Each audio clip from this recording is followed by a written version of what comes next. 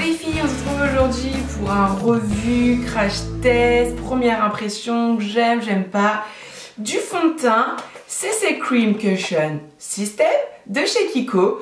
Donc en fait, en gros, c'est un produit qui se présente comme ceci. En fait, c'est une sorte de dupe du fond de teint Lancôme que je n'ai jamais essayé mais qui coûte un petit peu cher pour moi, donc je vais plutôt tester celui de chez Kiko. Et en fait, voilà, c'est dans un petit boîtier. Vous avez votre petite éponge et ensuite dans le petit boîtier en plastique se trouve le fond de teint. Donc en fait c'est une sorte de fond de teint coussin, un petit peu éponge, vous voyez. En fait voilà, c'est une petite éponge qui est imbibée de produits. Et puis voilà, donc j'avais hâte de tester ça. Seulement je voulais vraiment le tester en direct avec vous. Et puis bah on va voir tout de suite ce que ça donne. Donc là je suis sur le site de chez Kiko et ils disent que c'est un fond de teint léger, sublimateur de couleurs avec SPF 25 pour un teint éclatant, une peau plus uniforme. Ensuite, qu'est-ce qu'ils disent? Ils disent que les imperfections sont camouflées, le teint a un aspect uniforme, lisse et éclatant, la peau apparaît plus douce, le fini naturel rehausse le teint. Ok, donc du coup c'est censé rendre ma peau plus lisse, plus douce, uniforme. Et c'est un fond de teint léger. Donc je vous rappelle qu'il est précisément 9h34 et on va commencer tout de suite. Donc alors déjà au niveau de la teinte, j'ai la teinte Warm Beige en numéro 30. Je sais pas si ça va aller. En fait c'est une des teintes les plus claires. Vous avez Warm Beige ou Warm Rosé, donc moi j'ai opté pour la beige. C'est la 30, c'est la plus claire. J'aurais bien aimé un 20 puisque j'ai l'impression que c'est un petit peu... j'ai peur que ça fasse un petit peu orange. Enfin bon, on verra bien. Juste petit aparté, je m'excuse pour les petits bzz bzz bzz bzz que vous allez entendre. En fait, c'est mon objectif d'appareil photo. Faut que je le change, que je le vende et que j'en achète un autre, un silencieux. Je vais le faire, hein, mais c'est pas dans les projets tout de suite maintenant. Donc vous allez entendre des petits bzz bzz bzz bzz. En fait, c'est l'autofocus qui se règle tout seul. Après voilà, je peux le mettre en mode manuel mais c'est chiant, dès que je bouge il faut que je le règle moi-même. Donc on va faire avec les petits bzz bzz, tant pis. Donc voilà, donc je vais prendre la petite éponge qui était fournie avec. Ça me fait peur de mettre un fond de teint à éponge. Et ensuite, bon ben, je crois que c'est parti, il faut que je me lance, hein. Donc j'espère que la couleur ça va aller.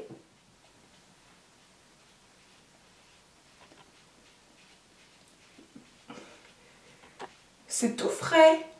Oh, par contre, c'est agréable à poser. Ça a l'air tout frais. Donc voilà ce que ça donne pour l'application. Au niveau de la couleur, j'avais peur que ça soit un petit peu trop foncé ou trop orange.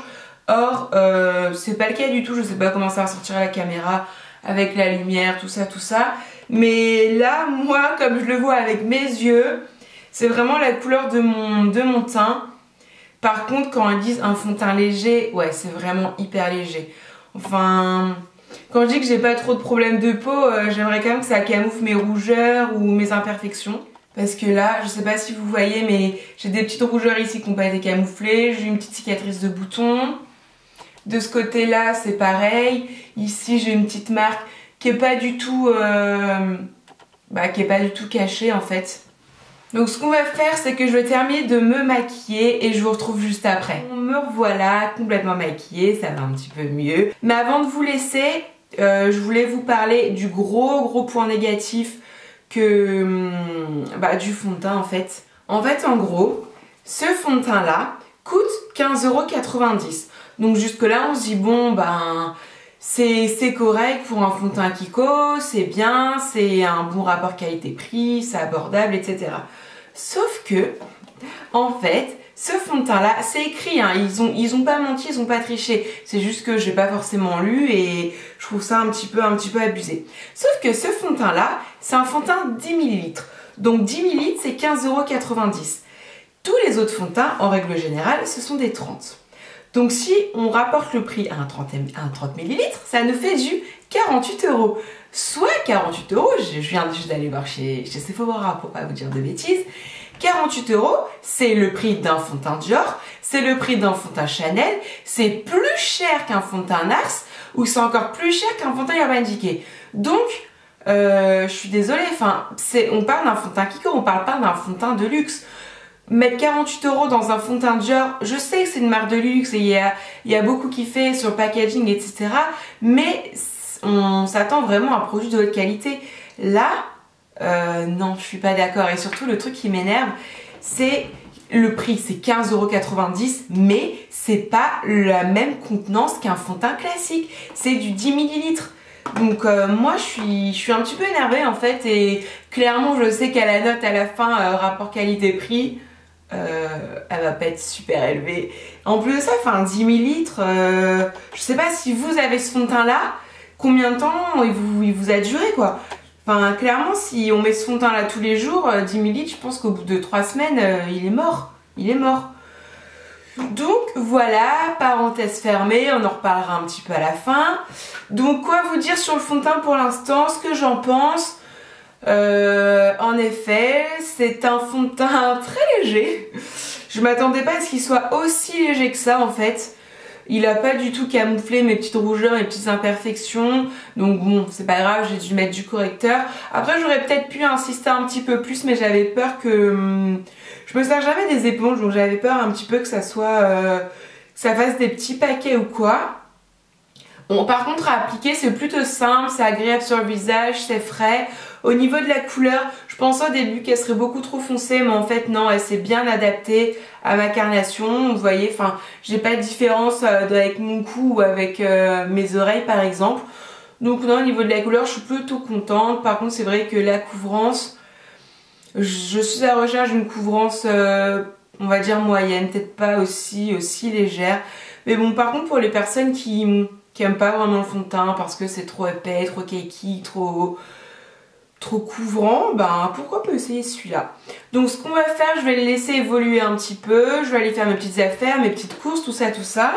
Et puis moi je reviens vous voir dans 5 heures. À tout à l'heure. Me revoilà, il est donc 16 h et ça fait maintenant 6h30 que je porte donc le fond de teint. Je vous fais un tout petit brief là qui dure 2-3 secondes et je reviendrai vous faire un brief un petit peu plus tard. Mais en gros, j'ai rien à dire sur le fond de teint. Il a pas bougé, je ne brille pas. Je pense que d'ici ce soir je vais briller, mais pour l'instant je brille pas. Je suis pas complètement mat non plus, mais je brille pas en fait. Ça me fait un joli teint assez naturel. Il tient bien, il a pas bougé, il me dessèche pas, j'ai pas mes zones de sécheresse qui ressortent. Souvent, j'ai des petites zones de sécheresse apparentes au niveau de la racine des sourcils ou au niveau des ailes du nez. Là, c'est pas du tout le cas. Donc pour l'instant, RAS, tout va bien, rien à signaler. Et puis je vous retrouve un petit peu plus tard dans la soirée. À tout à l'heure. Me revoilà pour la dernière partie de cette vidéo, c'est-à-dire les notes. Donc je vais pouvoir attribuer à ce petit fond de teint de chez Kiko. Donc en termes d'application, je vais lui attribuer une note de 8 sur 10 puisque pour moi je trouve qu'il est plutôt simple d'application, c'est facile, ça s'estompe bien. J'avais un petit peu peur au début puisque moi j'utilise quasiment que des pinceaux, mais à l'éponge c'est plutôt pratique, c'est plutôt rapide, donc ça j'ai bien aimé, donc c'est un 8 sur 10. Ensuite, en termes de résultats, là c'est un petit peu compliqué. Je lui ai mis une note de 6 sur 10 parce qu'en fait, alors, il tient ses promesses, parce qu'en fait, en gros, il promet pas grand chose. Il promet juste d'unifier le teint et d'avoir un résultat léger. Donc ça, je suis complètement d'accord pour le résultat qui est vraiment très très léger à mon goût. Maintenant, il a bien unifié mon teint. Seulement, j'ai quand même pas mal de brillants. Je sais pas si vous pouvez le voir à la caméra, mais au niveau du front, là c'est un peu la fête quoi. C'est genre, je brille un peu de mille feux. Ici aussi, en fait je brille d'un peu partout, même de là où habituellement je brille pas spécialement. Après, il promet pas de la matité, mais j'en attendais un petit peu plus. Donc au niveau du résultat, je lui mets une note de 6 sur 10. Au niveau de la tenue, c'est pareil. Là, pour le coup, je veux lui mettre un 7 sur 10. puisqu'il a quand même bien tenu malgré les brillances, tout ça. Par contre, il s'est pas déplacé, il s'est pas désintégré sur ma peau, c'est-à-dire j'ai pas d'endroit où le fond de teint a bougé ou quoi que ce soit, donc c'est pour ça que je lui mets une note de 7 sur 10. Au niveau du packaging, bah écoutez, moi j'ai rien à lui reprocher. Je le trouve plutôt pratique, je le trouve simple à utiliser. Franchement j'ai rien vraiment négatif. Alors oui, ok, sur le cabochon il y a les traces de doigts, mais bon c'est pas le truc, enfin pour moi c'est pas le truc le plus important, donc je lui en tiens pas rigueur. Et pour le coup je lui mets une note de 9 sur 10. Et attention, la note finale, enfin la 5e petite note, c'est sur le rapport qualité-prix. Et là mon petit coco, je vais te louper puisque je te mets la note de 2 sur 10. Là je suis désolée, enfin franchement je peux pas mettre plus que 2 sur 10. Enfin pour moi c'est que 10 ml de produit à 15 €, donc je le répète, mais je trouve ça extrêmement cher pour une marque telle que Kiko. Donc rapport qualité-prix, enfin je peux vraiment pas lui mettre plus. Donc ce qui nous fait un total de 6,4 sur 10. Donc c'est quand même pas mal pour ce fond de teint là.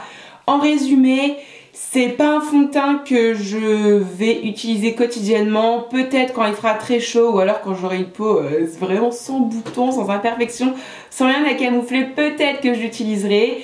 Maintenant, pour moi, je le répète, il est vraiment pas assez couvrant, il est beaucoup trop léger. Par contre, je pense qu'il peut vraiment être bien si vous n'aimez pas les fonds de teint, si vous aimez avoir un résultat vraiment très naturel, si vous aimez pas, si vous vous maquillez très peu, si vous utilisez que des bébés crèmes, enfin bref, en gros si vous recherchez une couvrance très légère, allégère. Après on peut certainement le moduler, mais moi j'ai peur que ça fasse un petit peu trop d'épaisseur, donc voilà, de toute façon c'est bien écrit sur le site internet de la marque, c'est un fond de teint léger. Donc voilà, il n'y a rien à dire de plus. Donc clairement, si vous avez des imperfections, des rougeurs, beaucoup de choses à camoufler, c'est vraiment pas le fond de teint que je vous conseille. Et si vous avez une peau mixte à grasse comme moi, à éviter, ou alors vous allez devoir faire des retouches dans la journée. Moi j'en ai pas fait pour pas fausser le test. Mais voilà, donc encore une fois, ça va être un fond de teint pour les personnes qui recherchent un résultat vraiment très naturel, une couvrance très légère. Et voilà, ma revue sur ce fond de teint est terminée. J'espère que ça vous a plu. Si c'est le cas, n'hésitez pas à me mettre un petit pouce vers le haut ou à vous abonner, ça fait toujours plaisir. Et si jamais vous avez déjà utilisé ce fond de teint, bah, n'hésitez pas à me dire dans les commentaires ce que vous en avez pensé, si vous l'avez aimé, pas aimé et pourquoi. Et puis en attendant une prochaine vidéo, je vous fais plein de gros bisous et je vous dis à très vite. Bye!